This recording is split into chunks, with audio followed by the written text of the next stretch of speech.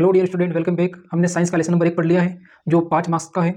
उसमें से 5 मार्क्स का जो साइंस का लेसन नंबर 1 रासायनिक अभिक्रिया एवं उसके प्रकार जो है, उसमें से 1 नंबर का तो आपके आएगा एमसीक्यू क्वेश्चन। 1 नंबर का आपके आएगा वन लाइनर अति लघुतरात्मक प्रश्न, जिसका उत्तर आपको एक लाइन में या फिर एक शब्द में देना होगा। और 3 नंबर का एक प्रश्न आएगा जो बड़ा प्रश्न होगा। तो हम जो 2 नंबर जो है, एक नंबर एक एमसीक्यू वाला और एक लाइन वाला, उस पूरे चैप्टर के निचोड़ के साथ में 15 से 16 क्वेश्चन करेंगे, जिसमें आप 2 नंबर आसानी से ला पाओगे। तो शुरू करते हैं अपने एमसीक्यू क्वेश्चन। जो मोस्ट इंपोर्टेंट लेसन नंबर 1 के एमसीक्यू क्वेश्चन है। आप त्रिकोणमिति का परिचय बोर्ड की हेडिंग देखकर बिल्कुल भी कंफ्यूज मत होइएगा। अपने साइंस पढ़ने आए हैं और साइंस ही पढ़ेंगे, ठीक है। तो आज का हमारा पहला प्रश्न जो है वो है, किस प्रेक्षण के माध्यम से रासायनिक अभिक्रिया होने का निर्धारण कर सकते हैं। किस प्रेक्षण के माध्यम से रासायनिक अभिक्रिया होने का निर्धारण कर सकते हैं। ऑप्शन ए अवस्था में परिवर्तन, ऑप्शन बी रंग में परिवर्तन, ऑप्शन सी गैस का निष्कासन, ऑप्शन डी सभी। तो किसी रासायनिक अभिक्रिया के दौरान कौन से वो परिवर्तन है जो हमको दिखाते हैं कि रासायनिक अभिक्रिया हो रही है। कितने परिवर्तन थे, कितने संकेत थे, कितने प्रेक्षण थे। 4 प्रेक्षण थे। अवस्था में परिवर्तन, गैस का निकलना, रंग में परिवर्तन और तापमान में परिवर्तन। तो हमको क्या क्या दे रखा है। अवस्था में परिवर्तन होता है, बिल्कुल होता है, जो प्रेक्षण हमको दिखाता है रासायनिक अभिक्रिया हो रही है।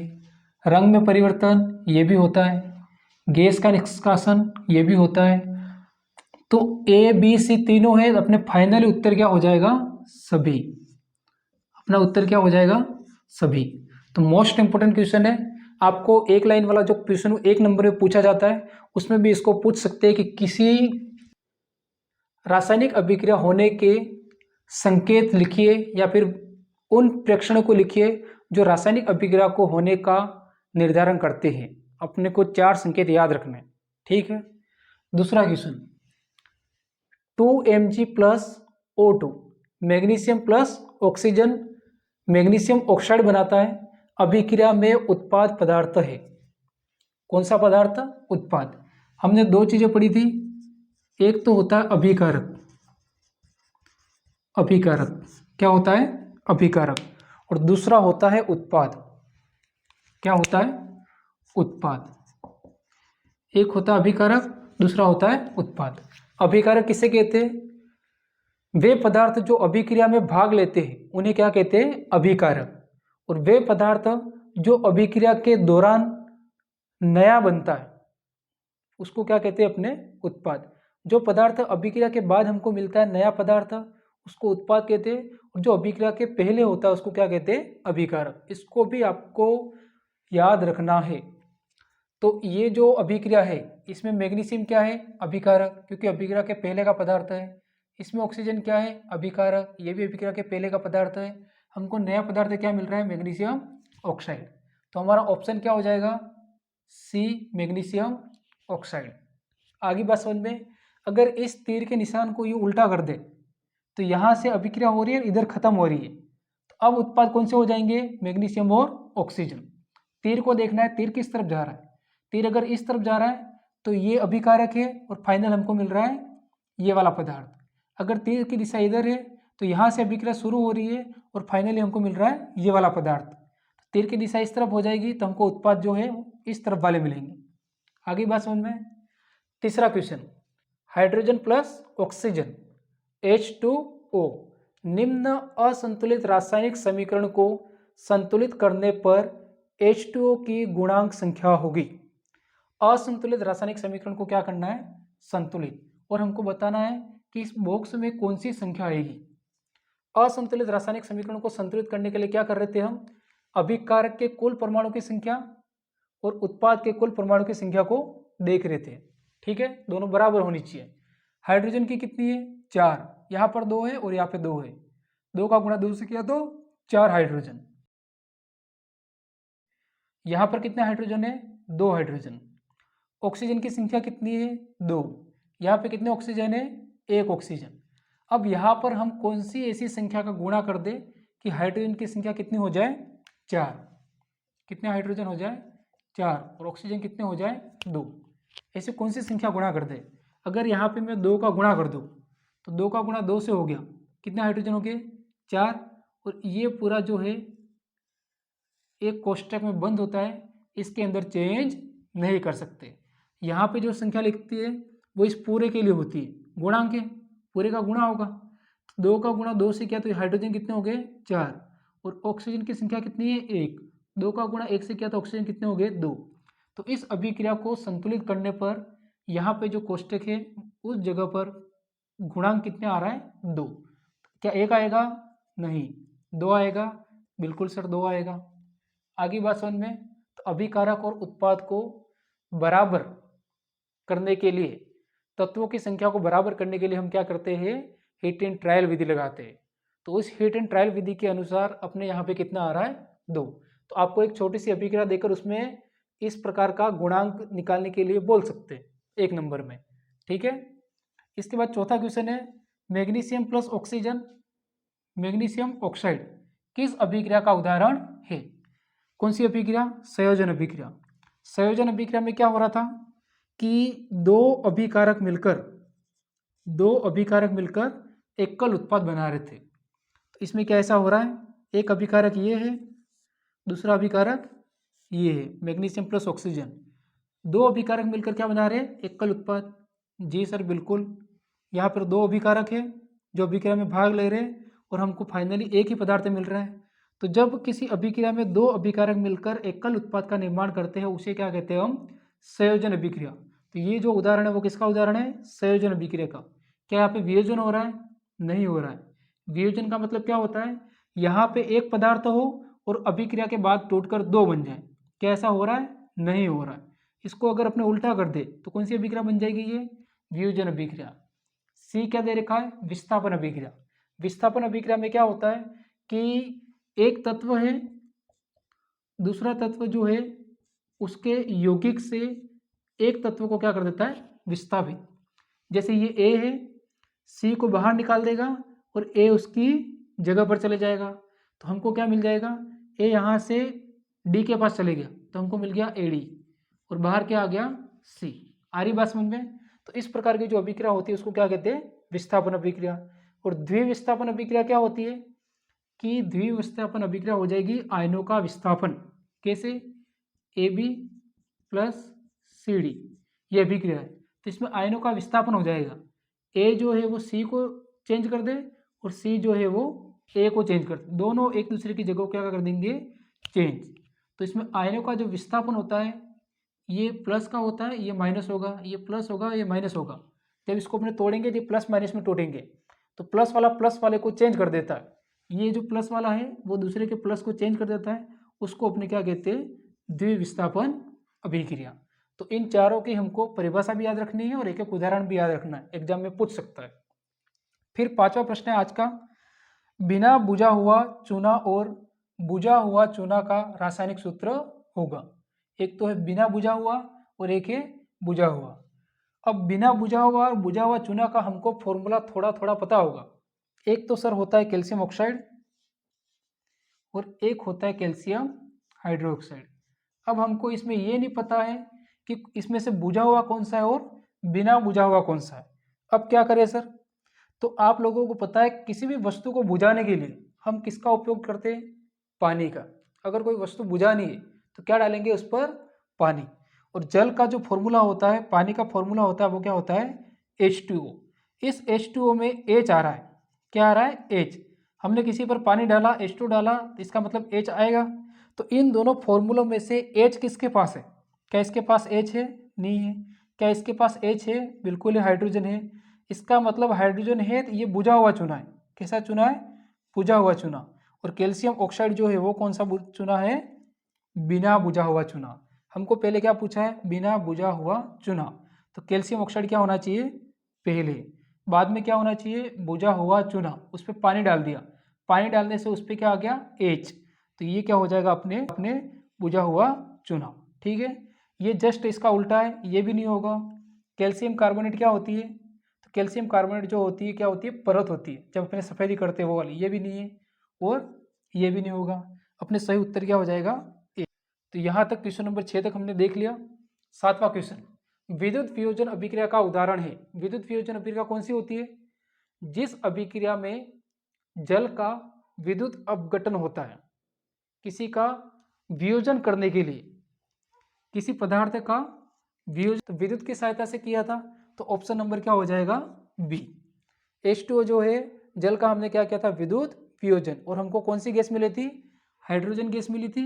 और दूसरा होता है ऑक्सीजन। दूसरी कौन सी गैस थी? Oxygen gas. C+O2 CO2 कौन सी अभिक्रिया है? संयोजन अभिक्रिया। दो मिलकर क्या बना रहे हैं? एक। Mg+O2 MgO दो मिलकर क्या बना रहे हैं? एक उत्पाद। कौन सी अभिक्रिया है? संयोजन अभिक्रिया। और इसमें भी दो मिलकर क्या बना रहे हैं? एक। कौन सी अभिक्रिया है? संयोजन अभिक्रिया।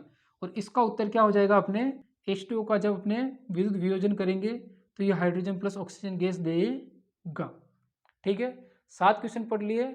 7 से 8 क्वेश्चन और हम पढ़ते हैं और 2 मार्क्स को कंप्लीट करेंगे। प्रश्न संख्या 8 है, copper oxide plus hydrogen, copper plus H2O किस प्रकार की अभिक्रिया है? इस अभिक्रिया में क्या हो रहा है कि उपचयन हो रहा है, अपचयन हो रहा है, वियोजन हो रहा है, या फिर रेडॉक्स अभिक्रिया। तो इसमें क्या हो रहा है? कॉपर ऑक्साइड को देखते हैं हम, किस में बदल रहा है? कॉपर में। तो इसमें ऑक्सीजन की क्या हो रही है? कमी। कॉपर ऑक्साइड को देखते हैं हम, यहाँ पर ऑक्सीजन है इसके पास, लेकिन जब उत्पाद में हम देख रहे हैं तो यह कॉपर ही बन रहा है। इसके पास ऑक्सीजन जो था उसकी क्या हो रही है? कमी। ऑक्सीजन की कमी, ऑक्सीजन की कमी को हम क्या कहते हैं? अपचयन अभिक्रिया। कौन सी अभिक्रिया?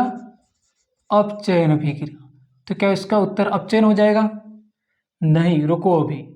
यह हाइड्रोजन गैस है और हाइड्रोजन जो है उसमें ऑक्सीजन जाकर क्या हो रहा है? जुड़ रहा है। यहाँ पर हाइड्रोजन है, H2 है, यहाँ पे H2O, तो ऑक्सीजन यहाँ पर आ रहा है। तो यहाँ से यहाँ पर जब हम देखते हैं तो ऑक्सीजन इसमें क्या हो रहा है? जोड़ रहा है। तो ऑक्सीजन की वृद्धि को क्या कहते हैं? उपचयन। कौन सी अभिक्रिया? उपचयन अभिक्रिया। तो जब अपचयन और उपचयन दोनों साथ में होती है उसको हम कहते हैं रेडॉक्स अभिक्रिया। कौन सी अभिक्रिया? रेडॉक्स अभिक्रिया। और रेडॉक्स अभिक्रिया का सबसे बेस्ट उदाहरण है यही वाला। ठीक है, यहाँ तक। प्रश्न संख्या 9, लोहे पर जंग लगने की क्रिया को क्या कहते हैं? लोहे पर जो जंग लगता है उसको क्या कहते हैं? संसरण कहते हैं क्या? संसरण क्या होता है? तो धातु का नष्ट होना क्या कहलाता है? संसरण। क्या उसको विकृत गंधिता कहते हैं? नहीं कहते। क्या उसको विस्थापन कहते हैं? विस्थापन तो बिल्कुल नहीं कहेंगे। क्या इसको द्विविस्थापन कहेंगे? द्विविस्थापन भी नहीं कहेंगे। क्या कहेंगे उसको? संक्षारण। क्यों? कि धातु जब नष्ट होने लग जाती है तो उसको क्या कहते हैं? संक्षारण। तो लोहे पे जब जंग लगना चालू हो जाता है तो वो नष्ट होने लगता है, तो ये क्या हो जाएगा? संक्षारण। विकृत गंधिता क्या होता है? जब खाद्य पदार्थ खराब होने लग जाता है उसको क्या कहते हैं? विकृत गंधिता। ZnSO4 plus Cu, CuSO4 plus Zn, क्या दोनों सेम है? तो यहाँ पे देख रहे हैं हम ZnSO4, यहाँ पे देख रहे हैं CuSO4। तो Zn ने क्या किया? Cu से चेंज कर लिया।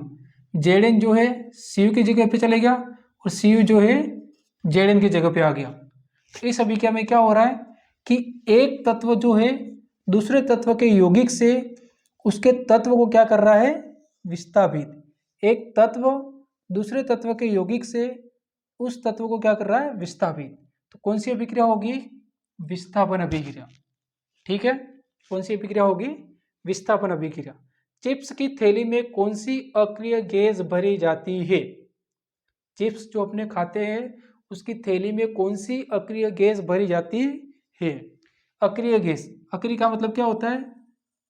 जो क्रिया नहीं करता, बिल्कुल शांति से बैठा रहता, निष्क्रिय। ठीक है, तो अक्रिय गैस कौन सी भरेंगे अपने इसमें? नाइट्रोजन। नाइट्रोजन गैस क्या होती है? जल्दी से किसी से अभिक्रिया नहीं करती। तो खाद्य पदार्थ में अगर कोई दूसरी गैस भर देंगे उस चिप्स में तो वो क्या हो जाएगा? ऑक्सीजन जो है उसके अंदर की वो उसके साथ क्या कर देगी? अभिक्रिया कर लेगी और अभिक्रिया करके उस पदार्थ को उपचयित कर देगी और उपचयित होने से उसके स्वाद में या फिर गंध में क्या आ जाएगा? बदलाव। तो उससे बचने के लिए कि चिप्स जो है या फिर जो भी खाने का पदार्थ है वो स्वादिष्ट रहे, उसके स्वाद में बदलाव नहीं आए, इसके लिए उसमें क्या भर देते हैं? Nitrogen gas. प्रश्न संख्या 12, दूध से दही बनना कैसा परिवर्तन है? दूध से दही बनने के बाद क्या दही से दूध बनाया जा सकता है? नहीं बनाया जा सकता। अगर दूध से क्या बन गया, दही, तो क्या दही से वापस दूध बनाया जा सकता है? नहीं बनाया जा सकता। तो इस प्रकार के जो परिवर्तन होते हैं वो कैसे परिवर्तन कहलाते हैं? रासायनिक परिवर्तन। तो कौन सा परिवर्तन है ये? रासायनिक परिवर्तन। एक तो श्वसन, ठीक है, और शाक सब्जियों का विघटन किस प्रकार की अभिक्रिया है? श्वसन जो हम श्वास लेते हैं, और शाक सब्जियों का विघटन उसको जब सड़ाते गलाते, तो किस प्रकार की अभिक्रिया का उदाहरण है? ऊष्माशोषी अभिक्रिया। क्या इन दोनों अभिक्रिया के दौरान हमको ऊर्जा मिलती है? ऊष्माक्षेपी अभिक्रिया। क्या इस अभिक्रिया को करवाने के लिए हमको ऊर्जा की आवश्यकता होती है? संयोजन अभिक्रिया या फिर विस्थापन अभिक्रिया। ये दोनों तो बिल्कुल नहीं है, ठीक है। ऑप्शन है ऊष्माशोषी या फिर ऊष्माक्षेपी अभिक्रिया। क्या इन अभिक्रियाओं के लिए हमको ऊष्मा की आवश्यकता होती है? नहीं। इस अभिक्रिया के दौरान ऊष्मा क्या होती है? बनती है। जब हम श्वास लेते हैं तो श्वास लेने के बाद हमारे शरीर में क्या बनती है? ऊर्जा। हम जो काम कर रहे हैं वो श्वास लेते, श्वास अंदर जाती है, कोशिका तक पहुंचती है, और वहां पे क्या बनती है? ऊर्जा। आप पढ़ रहे हो, मैं पढ़ा रहा हूँ, हमें जो ऊर्जा बन रही है किससे बन रही है? श्वसन से बन रही है। तो जिस अभिक्रिया के दौरान ऊर्जा बनती है, ऊर्जा निकलती है, उसको हम क्या कहते हैं? ऊष्माशोषी अभिक्रिया। तो 13वें का उत्तर क्या हो जाएगा? ऊष्माशोषी अभिक्रिया, ऑप्शन ए। अब हमारे पास 2 पॉइंट बचते, एक तो बचता संसारण और दूसरा है विकृत गंधिता। संसारण क्या होता है? धातु जब वायुमंडल में उपस्थित जल, आर्द्रता आदि के संपर्क में आकर धातु ऑक्साइड, धातु सल्फाइड, धातु कार्बोनेट में परिवर्तित हो जाती है तथा धीरे धीरे नष्ट होने लगती है, उसे संसारण कहते हैं। एक तो ये परिभाषा हमको बिल्कुल याद ही रखनी है, ये पूछी जाएगी एग्जाम में, ध्यान रखना। और दूसरा जो है विकृत गंधिता। तेल एवं वसायुक्त खाद्य पदार्थ, तेल एवं वसायुक्त खाद्य पदार्थ उपचयित होकर अपने स्वाद एवं गंध में बदलाव कर देते हैं, परिवर्तन कर देते हैं, उसे क्या कहते हैं? विकृत गंधिता। तो इसकी परिभाषा भी पूछी जाएगी और विकृत गंधिता से बचने के उपाय भी पूछे जाएंगे। इतना न याद करो तो कम से कम विकृत गंधिता की परिभाषा याद कर लेना, और इतना भी याद नहीं रहे तो इतना एग्जाम में जरूर लिख के आना कि खाद्य पदार्थ जो है भोजन, वो खुले रखने पर खराब हो जाते हैं, उसको क्या कहते हैं? विकृत गंधिता कहते हैं। इतना जरूर याद रखना, ठीक है। तो मैंने जो आपको 15 से 16 क्वेश्चन जो करवाए, 13 क्वेश्चन जो करवाए, 13, 14 और 15 क्वेश्चन जो करवाए, इससे आपके 2 मार्क्स के क्वेश्चन, एक एक नंबर के 2 क्वेश्चन 110% एग्जाम में आएंगे। और जब एग्जाम में आ जाए तो वापस आप इस वीडियो पे आना और नीचे कमेंट करके बताना कि क्वेश्चन आया था या नहीं आया था।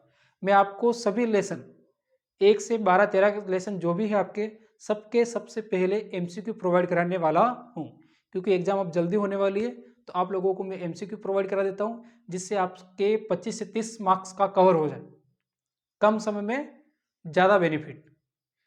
कितने समय का वीडियो है? 15 से 16 मिनट का, और 2 क्वेश्चन आ रहे हैं इसमें से। तो ऐसे ऐसे अगर आप 15 दिन तक रेगुलर 15-15 मिनट निकालोगे और अच्छे से गौर से सुनोगे और समझोगे, तो हो सकता है आपके 20 से 25 मार्क्स का एक मैटर तैयार हो जाए, ठीक है। और बहुत ही आसान है, इसको वापस एक बार देखना, इस वीडियो को 2 बार देखना, आराम से आपके क्वेश्चन सॉल्व हो जाएंगे।